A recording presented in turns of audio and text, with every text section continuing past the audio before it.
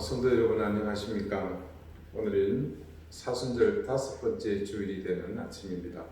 먼저 영상 예배를 드리기 앞서 여러분에게 당부의 말씀 드리겠습니다. 예배 드릴 공간을 깨끗하게 미리 준비하시고 적숙하게 구별하시기 바랍니다. 가급적 가족들이 한자리에 모여 예배를 드리십시오. 교회에서 예배 드릴 때와 같은 복장을 갖추시기를 권합니다. 예배 시간 5분 전부터 마음을 모아 기도로 준비하십시오. 예배 순서 중에 있는 찬양과 성시교독, 성경 봉독은 꼭 참여할 수 있기를 바랍니다. 예배가 진행되면 마칠 때까지 도중에 자리를 뜨지 않습니다. 각자의 스마트폰보다는 성경 찬송을 펼쳐서 사용하시기를 권합니다. 하나님의 은혜에 감사하는 예물은 미리 정성을 다해 준비하시고 가족별로 모아두었다가 교회에 드리거나 온라인으로 헌금할 수 있으시기를 바랍니다. 축도가 마친 뒤 1분에서 2분 정도 침묵의 개인 기도를 드릴 수 있기를 바랍니다.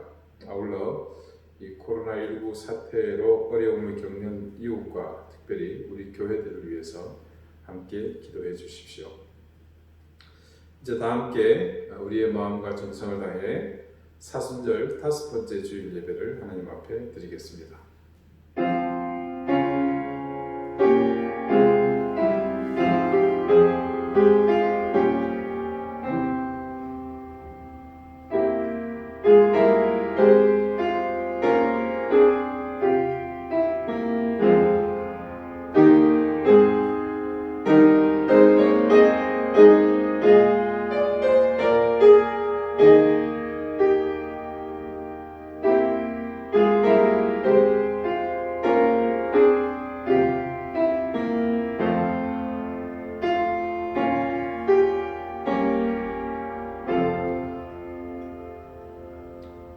우리에게 있는 대제사장은 우리의 연약함을 동정하지 못하실 이가 아니요 모든 일에 우리와 똑같이 시험을 받으시니로되 죄는 없으시니라. 그러므로 우리는 긍휼하심을 받고 때를 따라 돕는 은혜를 얻기 위하여 은혜의 보좌 앞에 담대히 나아갈 것이니라. 아멘. 오늘도 하나님의 사랑을 묻는 자들에게 십자가를 내미시며 우리를 위한 다함없는 사랑과 희생을 감당하신 주님, 우리에게 구원의 메시아로 예수 그리스도를 보내신 하나님의 그 말로 다 할 수 없는 사랑을 감사드립니다. 우리는 근본이 죄인이라 감히 여호와께 머리를 들 수 없는 존재이지만 당신의 사랑은 우리를 의롭게 하셨으며 죄의 사슬을 벗겨주시사 하나님 존전에서 여호와 하나님의 이름을 부르게 하셨나이다. 오늘 이 예배의 자리 가운데 있는 우리가 그 하나님의 사랑과 인자 앞에 섰음을 기억하며 전심으로 우리의 모든 정성을 다해 진실된 경배와 찬양을 드립니다. 영광을 받으시옵소서. 예수 그리스도 이름으로 기원하옵나이다. 아멘. 이제 다 함께 찬송가 3장 함께 찬송하겠습니다.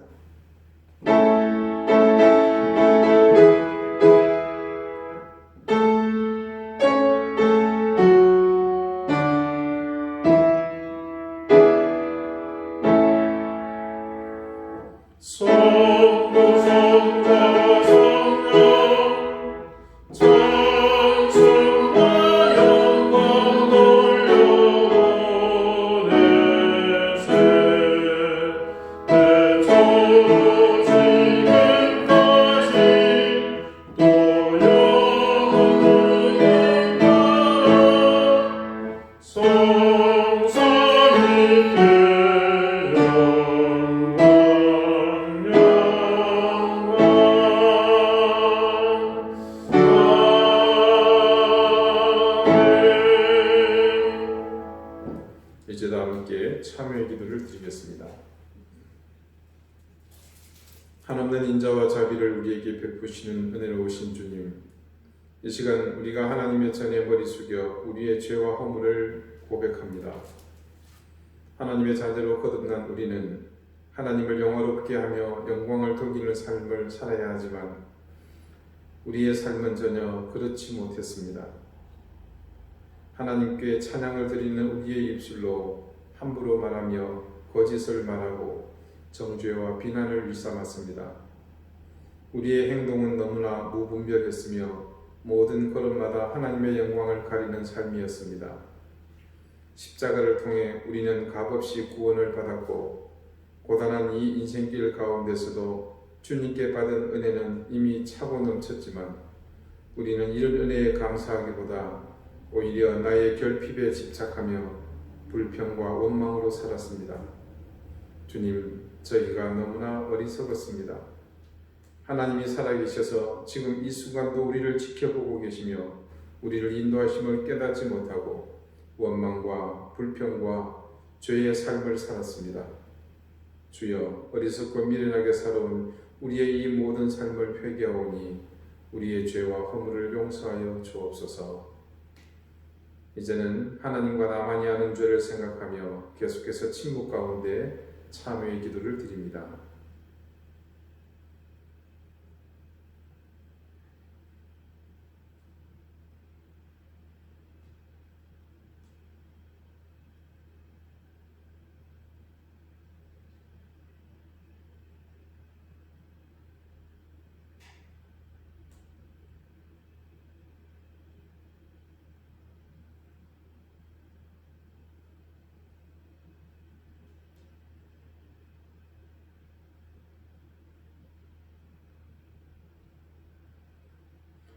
하나님께서는 자신의 부끄러운 죄를 솔직하게 고백하는 사람들에게 말씀하십니다.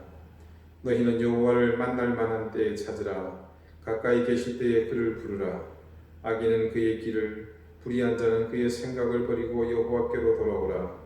그리하면 그가 긍휼히 여기시리라. 우리 하나님께로 나아오라. 그가 너그럽게 용서하시리라. 아멘. 이제는 사도신경으로 우리의 신앙을 고백하오니 나는 전능하신 아버지 하나님 천지의 창조주를 믿습니다. 나는 그의 유일하신 아들 우리 주 예수 그리스도를 믿습니다. 그는 성령으로 잉태되어 동정녀 마리아에게서 나시고 본디오 빌라도에게 고난을 받아 십자가에 못 박혀 죽으시고 장사된 지 사흘 만에 죽은 자 가운데서 다시 살아나셨으며 하늘에 오르시어 전능하신 아버지 하나님 우편에 앉아 계시다가 거기로부터 살아있는 자와 죽은 자를 심판하러 오십니다. 나는 성령을 믿으며 거룩한 공도회와 성도의 교제와 죄를 용서받는 것과 몸의 부활과 영생을 믿습니다. 아멘. 이제 다 함께 성시를 교독하겠습니다. 성시는 교독문 128번 사순절 5입니다.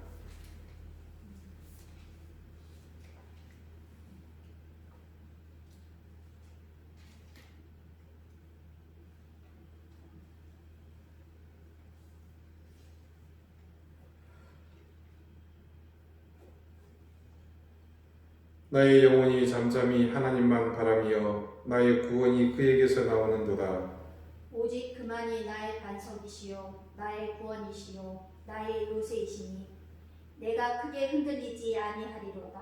넘어지는 담과 흔들리는 울타리 같이 사람을 죽이려고 너희가 일제히 공격하기를 언제까지 하려느냐.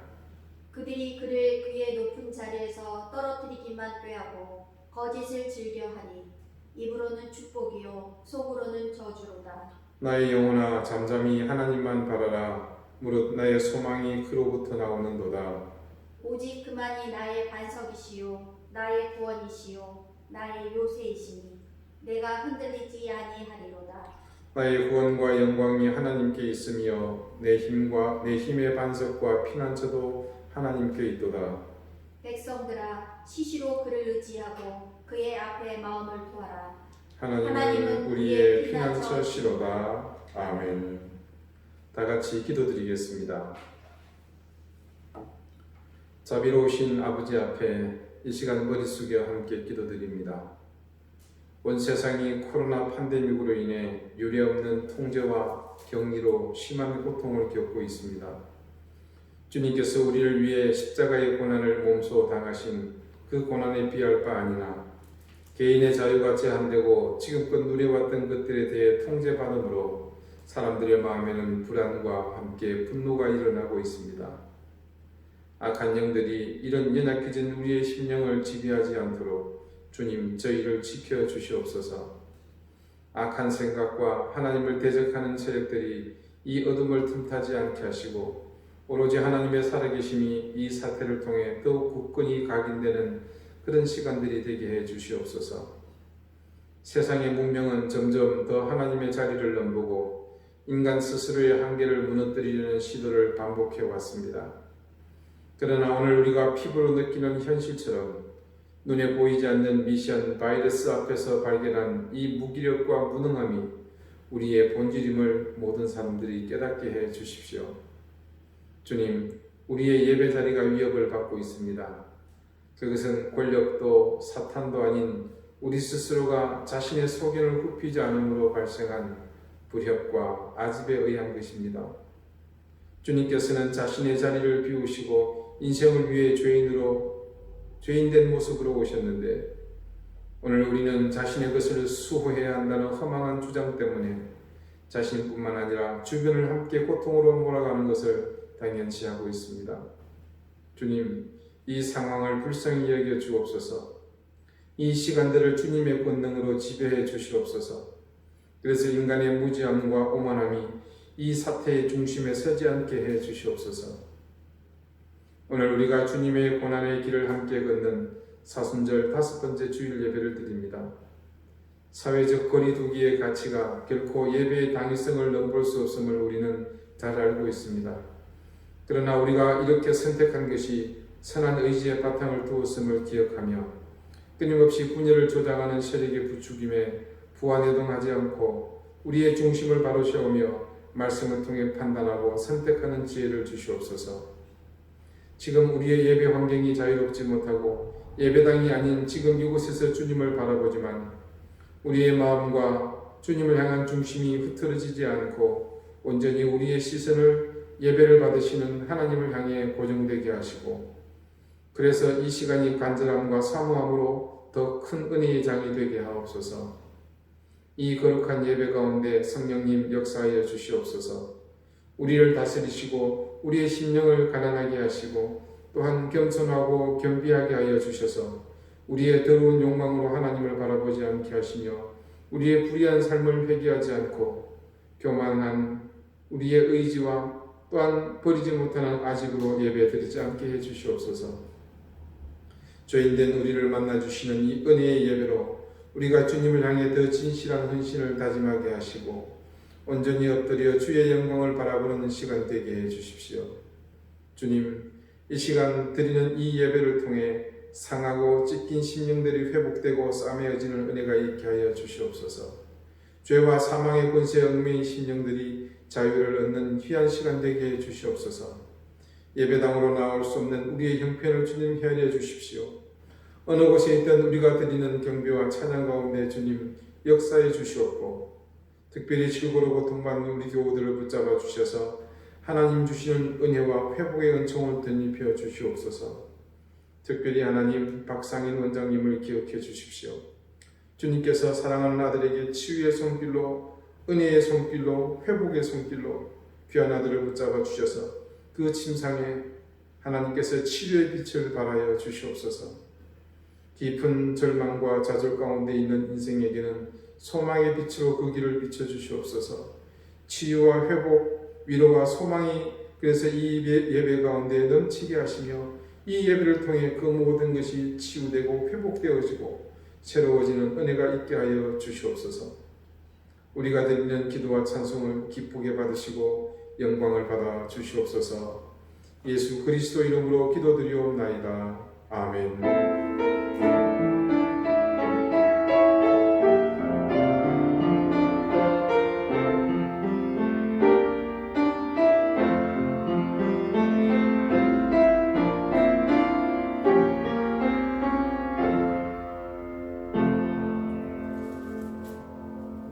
찬송가 28장 함께 찬송하겠습니다.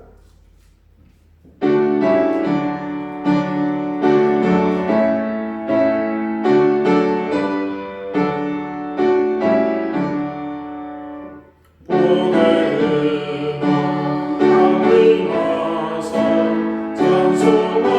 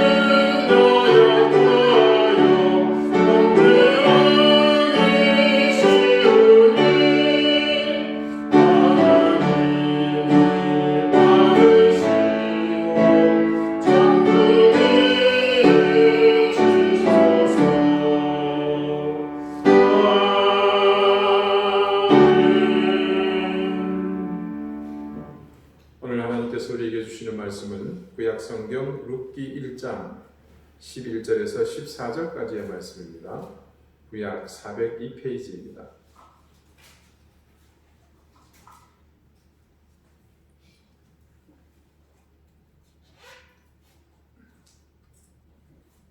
룻기 1장 11절에서 14절까지의 말씀을 제가 읽겠습니다.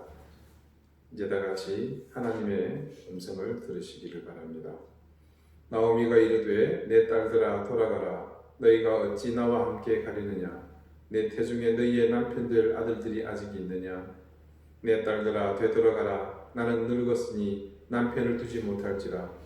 가령 내가 소망이 있다고 말한다든지 오늘 밤에 남편을 두어 아들들을 낳는다 하더라도 너희가 어찌 그들이 자라기를 기다리겠으며 어찌 남편 없이 지내겠다고 결심하겠느냐. 내 딸들아 그렇지 아니하니라. 여호와의 손이 나를 치셨으므로 나는 너희로 말미암아 더욱 마음이 아프도다 하며 그들이 소리를 높여 다시 울더니 오르가는 그의 시어머니에게 입 맞추되 룻은 그를 붙쫓았더라. 아멘. 하나님께서 이 말씀으로 우리에게 은혜 주시기를 원합니다. 오늘은 붙쫓았더라 라는 제목으로 하나님 말씀을 증거하겠습니다. 지난주 나오미가 며느리들에게 돌이켜 돌아가라는 말의 중심에 담긴 의미가 결코 하나님의 은혜를 생각한 것이 아니었던 것을 알 수 있었습니다. 나오미가 지금 겪는 고통에 대해서 충분히 누구든 연민의 정을 느낍니다. 그러면서도 그녀가 언제쯤 이 위기를 신앙의 힘으로 극복할 것인지에 대한 기대 또한 하게 됩니다. 그러나 오늘 말씀에서도 여전히 그녀의 충격은 가시지 않은 것 같은 느낌이 그대로 전해집니다. 재차 며느리들에게 거듭 강조하며 현실을 일깨워 주려는 나오미의 시도 역시 지난주 며느리들에게 했던 말과 그 의미에 있어서 전혀 차이를 보이지 않고 있습니다. 오늘도 나오미는 반복해서 며느리들에게 돌아가라고 강권합니다. 본문의 기록에서도 보듯이 내 딸들아 돌아가라, 내 딸들아 되돌아가라 라고 되풀이하고 있습니다. 정말로 나오미가 이 며느리들을 꼭 돌려보내야 할 이유가 있었을까요? 물론 현실적인 이유는 충분히 있습니다.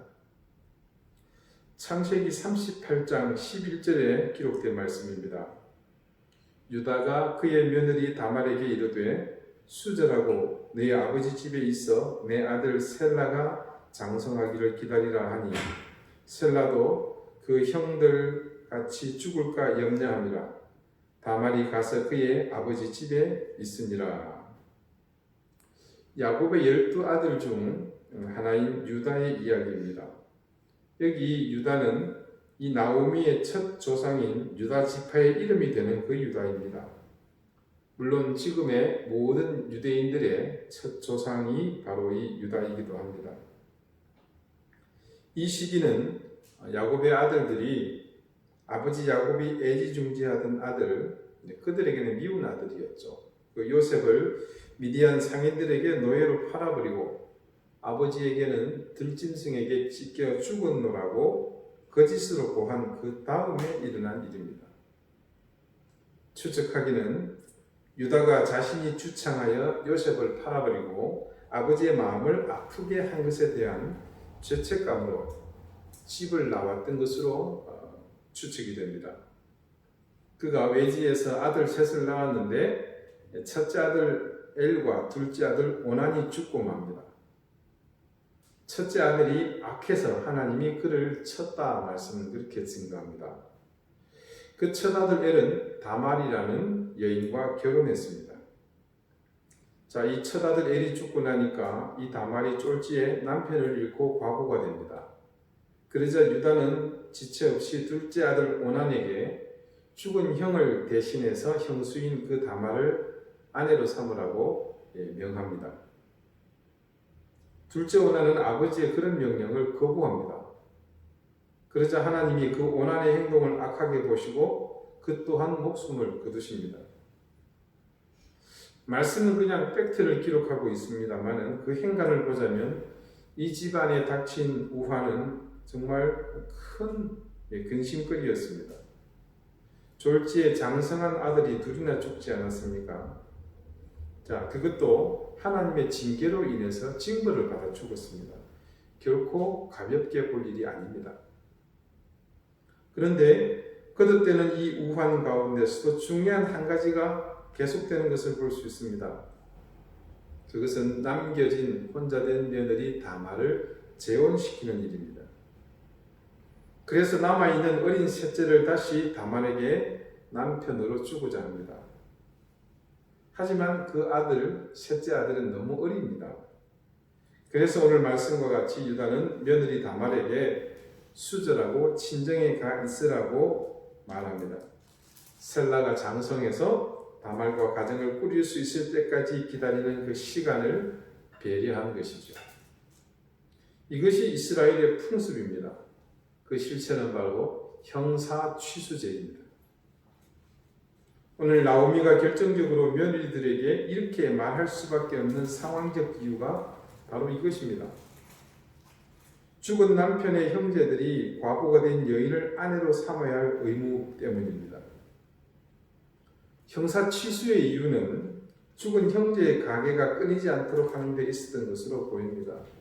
그리고 이는 현실적으로 그 시대에 오갈 데 없는 여인을 돌보아 주는 데에도 그 이유가 있었습니다. 그런 상황에서 만일 장성한 형제가 없고 어린 남동생만 하나 있다 하더라도 아까 창세기 유다의 집안에서 벌어진 일에서 보았듯이 이 법은 지켜져야 했습니다. 결국 남편 잃고 남게 된 여인은 그 남편의 형제가 맡아야 했으므로 여인은 그 동생이 성인이 될 때까지 기다려야 합니다. 나오미의 며느리 오르바와 룻의 처지를 이 이스라엘의 풍습으로 보자면 정말 딱하기 그지없는 상황입니다. 나오미에게는 남은 여분의 아들이 없습니다. 그리고 베들레헴을 등지고 떠났기 때문에 이런 절박한 상황에서 마땅히 그들을 도와줄 친족을 찾아내기도 어려웠습니다. 아마 나오미는 남편이 세상을 떠났던 그 순간에 이런 사실을 먼저 떠올렸을 것입니다. 어디 그뿐이겠습니까? 기론과 말론이 세상을 떠날 때는 그 상황에 대해서 누구보다도 그런 현실이 더 절절히 다가오지 않았겠습니까? 나오미는 그런 처지를 누구보다도 잘 알았기 때문에 더 이상 자신에게 소망이 없음을 알리고자 한 것입니다. 그래서 며느리들이 스스로 알아채도록 그들에게 아주 수사적인 그런 질문을 반복해서 던집니다. 그녀가 그렇게 질문을 한 것은 자신과 함께 가서는 안 될 현 상황, 그리고 그 현 상황에 대해 부인할 수 없는 명백한 이유를 며느리들이 스스로 깨닫기를 바라는 그런 마음이 담겨 있습니다.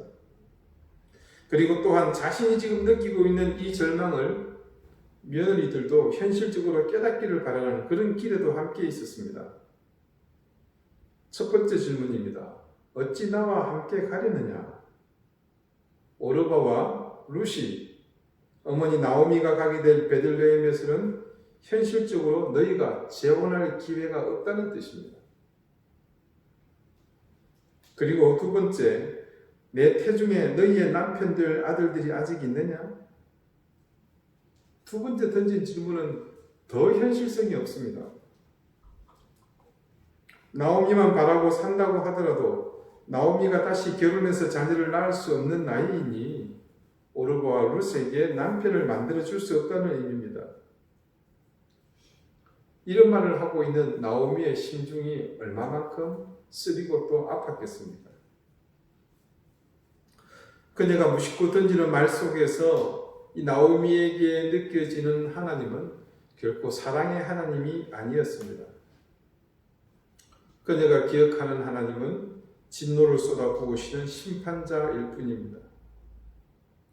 그녀의 지금 현재 처한 모습이 그 상황을 잘 반영해주고 있지 않습니까? 그 하나님의 심판 때문에 자신이 지금 이 처지에 놓여 있습니다. 애굽 땅에 10가지의 재앙을 내리시고 또 불순종하는 이스라엘 백성을 그 진영에서 썰어버리신 무서운 분이셨습니다. 그런 사실을 분명히 드러내는 그녀의 고백이 오늘 본문 중에 증거되어 있습니다. 13절 중하반입니다. 여호와의 손이 나를 치셨으므로. 하나님은 그 시대, 그러니까 사사들이 치려던 그 시대에는 엄정하신 분이었습니다. 방자한 백성에게 재앙을 내리시고 괴로움을 더하셨던 하나님이라는 것을 이 나오미는 분명 기억합니다. 그런 의미에서 보자면 그녀는 아직도 하나님의 사랑을 경험한 적이 없었던 것으로 보입니다. 그것은 그녀의 고백에서 조금씩 드러납니다. 그런 나오미의 마음이 그대로 전해지는 고백이 또 이어집니다. 나는 너희로 말미암아 더욱 마음이 아프도다. 자, 이 구절에서 우리말 아프도다로 번역된 히브리어 마라르는 쓰다라는 의미입니다. 자, 우리가 단순히 생각하기에 한약을 한 사발 마시고 나서 쓴 정도가 아니라 토해내고 싶을 정도로 격하게, 아주 역하게 쓴맛을 느낄 때 쓰는 표현이라고 합니다. 출애굽기 15장 23절에 이 마라라는 말이 처음으로 등장합니다. 여러분 기억하십니까? 이스라엘 백성이 출애굽에서 수르 광야를 지날 때에 그곳에 물이 너무 써서 마시지 못했다고 기록하고 있습니다. 그때 백성들이 물이 쓰다고 하여 쓰다는 의미의 단어 마라를 그 지역의 이름으로 불렀다고 기록하고 있습니다. 마라에 쓴 샘물. 자, 결국 이 표현대로라면 현재 나오미는 자신에게 드리워진 모든 삶의 무게가 하나님으로부터 온 것이며 그로 인해서 자신의 심정이 아주 고통스러울 정도로 쓰다는 것을 이 말을 통해서 드러내고 있는 것입니다. 결국 그녀가 지금 그렇게 말하면서 마라를 운운하는 것은 지난주 말씀처럼 여전히 나오미에게서 하나님을 향한 절대적인 신뢰나 온전한 믿음이 결여된 것이라고 밖에는 달리 설명할 길이 없습니다. 비록 며느리들에게는 하나님의 자비를 운운하며 그녀들을 배려하는 듯 했지만 결국 그녀의 깊은 곳에서 흐르는 신앙이라는 것은 전능자에 대한 불만과 서운함이었습니다. 이런 나오미의 깊은 상처를 어떻게 달래줄 수 있겠습니까? 지금 이런 나오미를 바라보고 있는 우리 자신도 사실은 그녀의 이 깊은 절망에 대해서 달리 할 말이 없습니다. 어머니가 간청을 하자 거듭된 그 간청에 드디어 며느리 오르바는 결단을 합니다. 말씀은 그녀가 어머니에게 입을 맞췄다고 하죠. 새 삶을 선택한 겁니다. 새 신을 신고 뛰어보자 팔짝, 우리 어른들 아시는 노래죠. 그녀가 어머니 나오미로부터 전해들은 하나님은 어떤 하나님이었겠습니까? 무섭습니다. 그녀가 마지막 믿고 따라야 할 이스라엘의 하나님이 그런 분이라면 내게 과연 미래가 있을까? 절대 낙관적이지 않습니다. 그래서 그녀는 소리 높여 울었습니다. 자신의 현재 처지도 그렇지만 앞으로 희망이 보이지 않는 그 삶에 대해 그녀는 그렇게 통한의 눈물을 흘린 것이죠. 그래서 그녀는 결단했습니다. 어머니의 입을 맞추고 돌아섭니다. 이제 작별이죠. 하지만 룻은 다릅니다. 오늘 말씀은 오르바와 달리 행동하는 룻의 모습을 이렇게 증거하고 있습니다. 룻은 그를 붙쫓았더라. 극심한 고통, 마라의 상태인 나오미, 금방이라도 폭발할 것만 같은 그 깊은 상처 속에서 몸부림치는 나오미를 룻은 외면하지 않습니다. 오히려 그녀를 힘껏 껴안아 버립니다. 어머니 나오미가 섬기는지 아니면 질질 끌려가고 있는지 모를 그 무서운 손길, 그런 하나님에 대한 나오미의 어설픈 믿음까지도 룻은 모두 지금 포용해 버리고 있는 것입니다. 여기서 우리말 붙쫓다로 번역된 히브리어 다버크는 꼭 붙잡다, 매달리다, 달라붙다, 애착을 갖다라는 그런 의미입니다. 영어의 클링과 같은 그런 뜻입니다. 그런데 이것을 좀 더 깊이 들어가 보면 그 깊은 뜻을 풀이하자면 이렇게 정의합니다. 모든 힘을 다 쏟아서 쫓아가 그 대상과 하나로 뭉쳐지다. 굳이 표현을 억지로 하자면 이렇습니다. 자, 어떤 느낌인지 대략 여러분 짐작이 오시죠? 그래서 성경에서 어떤 경우에 이 다버크가 사용되었는지 찾아보았는데 놀라운 사실을 알 수 있었습니다. 이 다버크가 성경에 처음으로 사용된 것은 창세기 2장 24절입니다. 제가 그 본문을 읽어드리겠습니다. 이러므로 남자가 부모를 떠나 그의 아내와 합하여 둘이 한 몸을 이룰지로다. 간밤에 하나님께서 잠든 아담의 갈비뼈를 하나 취하셔서 하와를 지으셨습니다. 그리고 그 하와와 둘을 짝지어 주시면서 하신 말씀입니다. 여기에서 한 몸을 이룬다는 말을 다버크로 표현하고 있습니다. 어떻습니까? 조금 더 적극적이고 의지적인 행위가 나타나고 있지 않습니까? 시편에서도 이 다버크가 여러 곳에 쓰였습니다. 시편 63편 8절입니다. 나의 영혼이 주를 가까이 따르니 주의 오른손이 나를 붙드시거니와. 여기서 가까이 따르니가 바로 다버크입니다. 영어 성경은 이 부분을 대부분의 그 번역본은 클링, 아까 말씀드린 이 단어로 번역을 하지만 몇몇 영어 성경은 이것을 클링이라는 한 단어로 표현하는 것이 아니고 follow close라고 번역함으로써 그분을 애써 쫓아가고자 할 때 그렇게 사용된 것으로 이 다버크를 사용했다고 보고 있는 것입니다. 자, 그 외에도 매달리고 또 매달린다는 의미로 사용되기도 함으로써 실제로 내가 붙드는 존재와 내가 거의 하나가 되는 경지를 설명하고자 할 때 이 다버크가 쓰였습니다. 그러니까 모압 여인 룻은 유대 땅 베들레헴의 여인인 나오미를 힘껏 다버크했다는 것은 그녀와 진정으로 어쩌면 영혼까지 하나가 되기를 바라는 그런 표현, 그녀가 섬기는 하나님과도 하나가 되고자 하는 그런 다짐으로 지금 그 어머니를 붙여쳤다, 다버크했다 이렇게 표현할 수 있는 것입니다. 나오미는 그 인생의 후반부를 달리고 있습니다. 이제 그녀는 지는 해처럼 쓸쓸히 석양 속으로 사라지려는 그런 운명입니다. 근데 그 여정에 그녀가 떠오르는 빛, 여명이 되어주겠다는 그런 의미입니다. 이제 수명이 다해 고목으로 쓰러져가는 그 나오미의 인생에 자신이 파릇파릇한 새순이 되어주겠다는 그런 의지를 이 말씀은 담고 있는 것입니다. 어머니를 떠난 오르바, 그러나 그녀가 선택한 길은 앞서도 말씀드렸지만 현상으로 볼 때는 그것이 되돌아가는 길이기는 합니다. 그러나 그녀의 입장에서 되돌아가는 그 선택이 본질적으로는 순리대로 사는 마땅한 길을 선택한 것입니다. 나오미에게서도 그 형편은 같습니다. 그녀가 비록 겉으로 드러나기에는 되돌아가는 것처럼 보입니다. 그러나 본질은 뭡니까?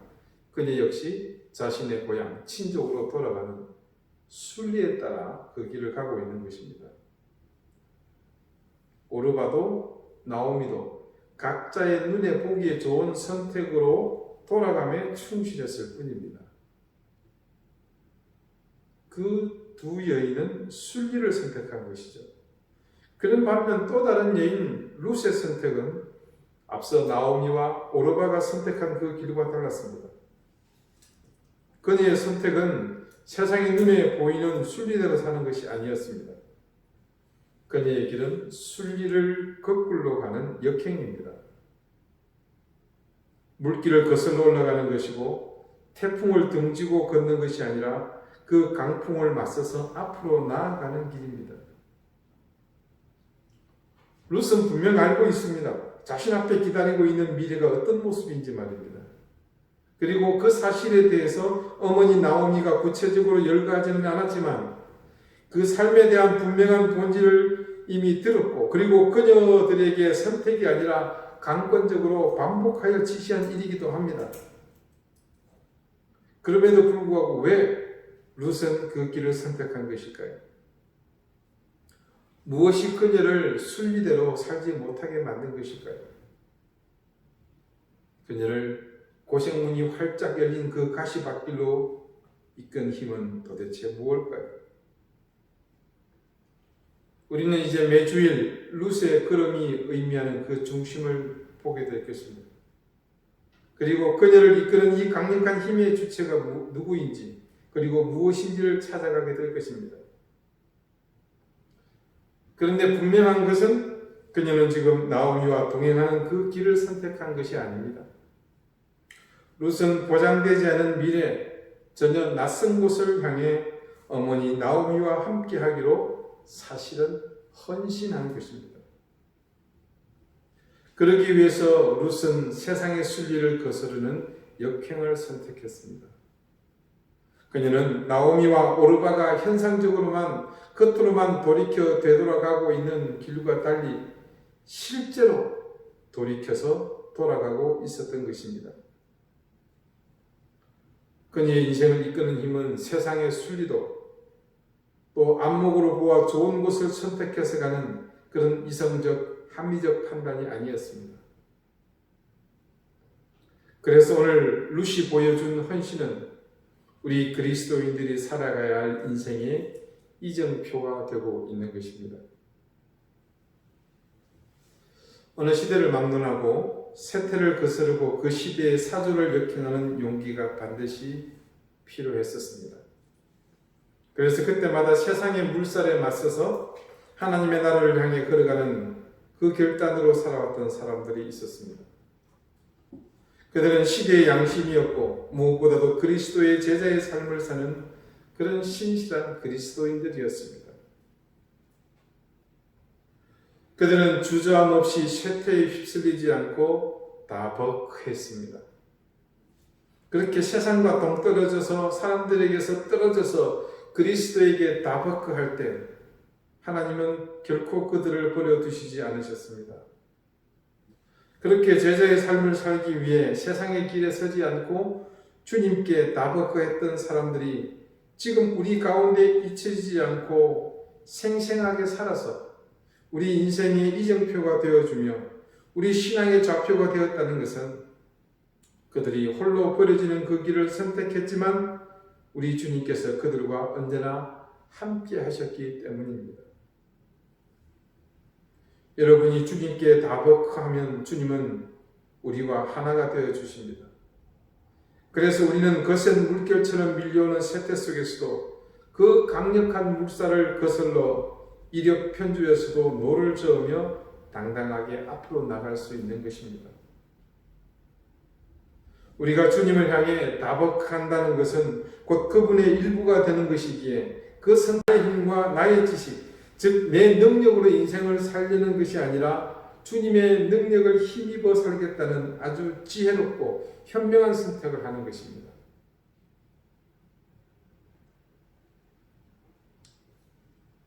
요즘 교계의 큰 관심사는 이번 중국 우한에서 발병한 코로나 바이러스의 확대를 막기 위해 사회적 거리두기를 주도하고 있는 정부가 이단 집단인 신천지를 구실로 일반 교회를 신천지와 동일한 개념으로 취급하면서 의도적으로 예배를 방해하고 있다는 의혹에 대한 것입니다.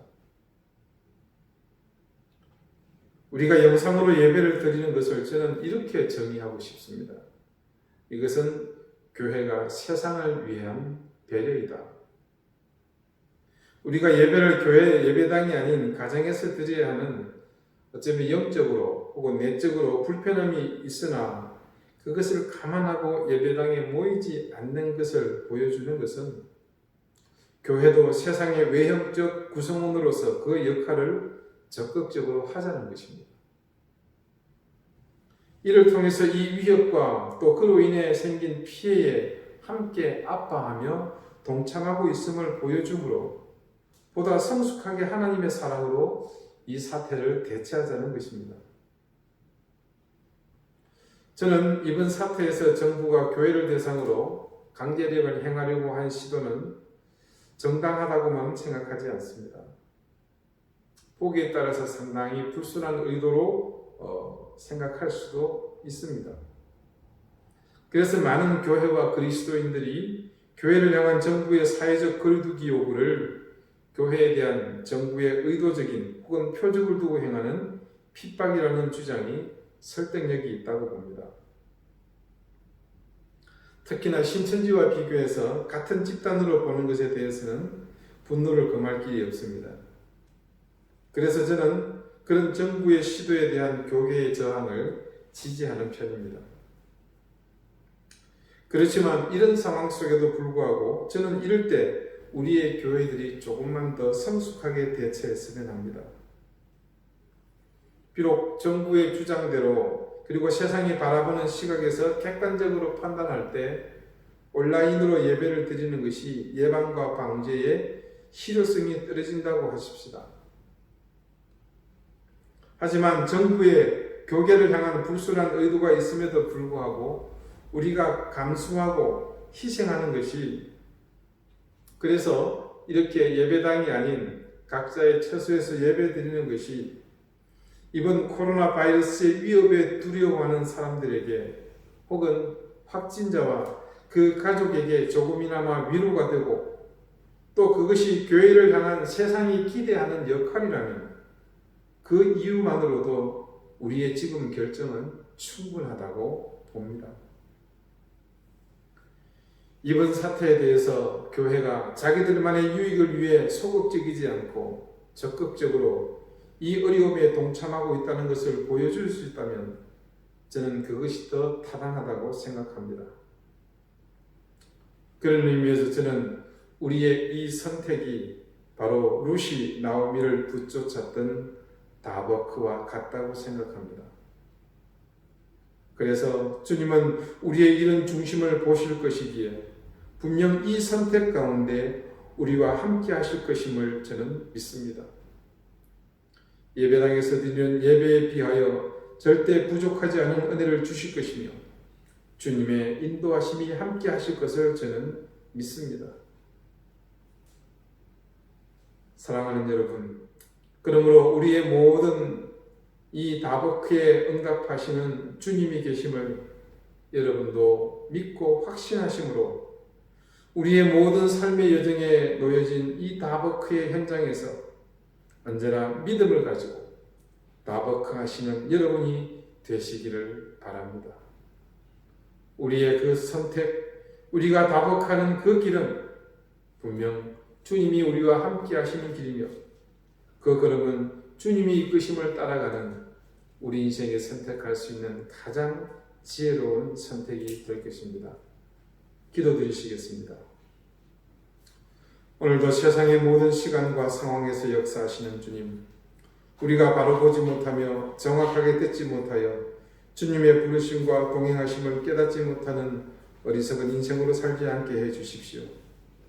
세상의 흐름에 편승하며 다수가 따를 것에 무작정 맡기는 것이 주님의 뜻만은 아니라는 사실을 또한 알게 해 주십시오. 세태를 거스르고 거센 강물을 거슬러 올라가는 길이라 하더라도 주님께서 원하는 길이면 우리도 룻과 같이 다버크하게 하여 주십시오. 그래서 그 현장에 함께 하시는 주님의 도우심을 따라 살아가는 지혜로운 삶, 믿음 있는 삶으로 살게 해 주십시오. 오늘도 세상은 여러 모양으로 우리의 길을 인도합니다. 우리는 더욱 눈을 열어 바로 보게 하시고 귀를 열어 진실을 듣게 해 주십시오. 그래서 다버크해야 할 때 주저하지 않고 주님을 의지하며 담대하게 나가게 해 주십시오. 예수 그리스도 이름으로 기도드리옵나이다. 아멘. 찬송가 449장 함께 찬송하겠습니다.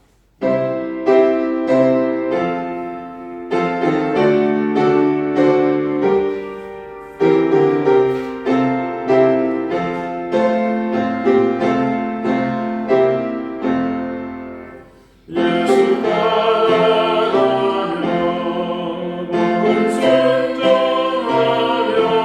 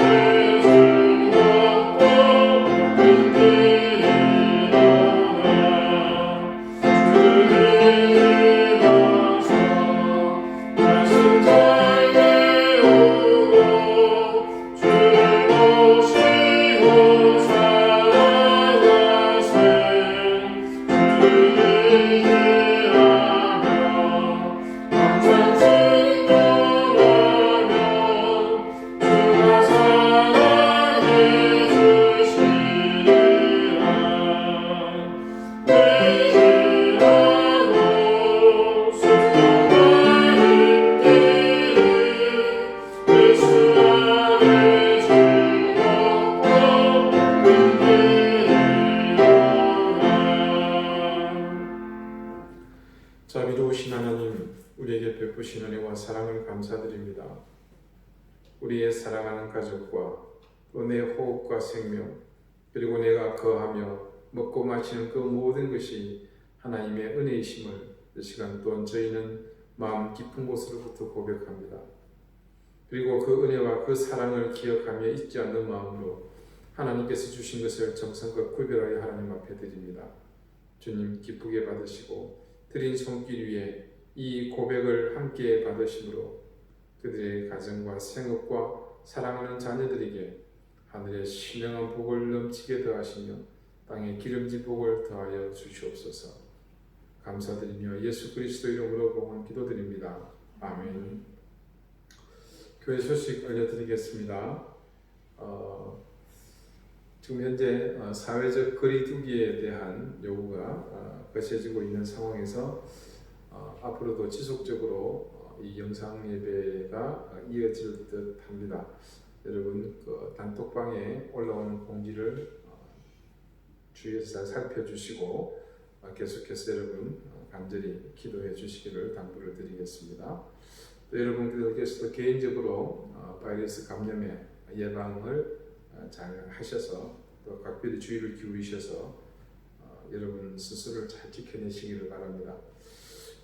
우리 조선희24님 부분 되시는 박상인 원장님이 림프종 악성 판정을 받으셨습니다. 그래서 현재 서울 아산병원에 입원해 계시고요. 이번 주부터 서울 아산병원에서 항암 치료를 시작하시게 됐습니다. 여러 가지 여건은 많이 어렵습니다. 하지만 우리 교우들께서 간절히 기억하시고 모두 우리 원장님 치료해달라고 이렇게 기도해 주시기를 부탁을 드리겠습니다. 이번 기회를 통해서 원장님이 주님을 더 깊이 만나고 또 하나님의 은혜로 치유되고 회복되는 그런 역사가 나타나도록 우리 같이 간절한 마음으로 함께 기도에 동참해 주시기를 부탁드리겠습니다. 계속해서 유아순 권사님, 또 우리 전원숙 집사님의 어머니, 우리 저스틴, 또 우리 최영수 집사님을 위해서 이름 잊지 말고 기도해 주시고, 우리 외지에 출타 중인 자녀들, 또 유학 중인 자녀들, 군복무 중인 자녀들, 현재 또 그런 가족과의 떨어진 그런 마음도 있겠지만 코로나로 인한 불안감이 더 거세지고 있습니다. 이를 위해서 함께 기도해 주시기 부탁드리겠고, 지금 29일 주일을 한국 교회도 그렇고 전체 교회에서 금식하며 기도하는 날로 지금 이렇게 다들 선포를 해놓고 있는 상황입니다. 그래서 우리 교우들께서도 오늘 하루 한 끼 정도 우리 금식하면서 이 코로나 사태가 속히 진정이 되도록 또 치료약이 속히 개발이 되고 또 두려움에 떨고 있는 사람들이 그 두려움에서 잘 이겨낼 수 있도록 또 무엇보다도 저희는 이 교회 예배 자리가 회복되기 위해서 간절히 기도해야 되는 것 같습니다. 여러분 우리가 그리스도인으로서 이 세상에 보내신 하나님의 뜻을 감당해야 하는 사명을 가지고 함께 간절히 기도할 수 있게 되기를 바랍니다. 이제 다 함께 찬송가 54장 함께 찬송하겠습니다.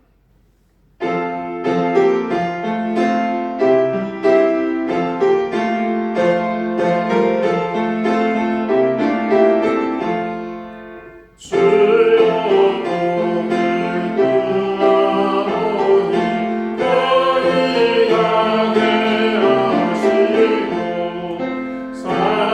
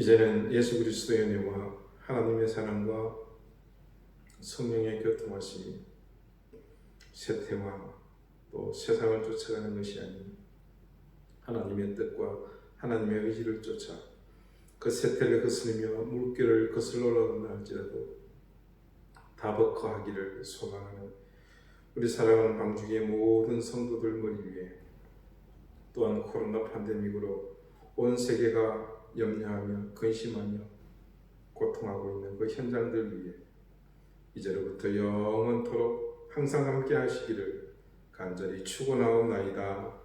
아멘.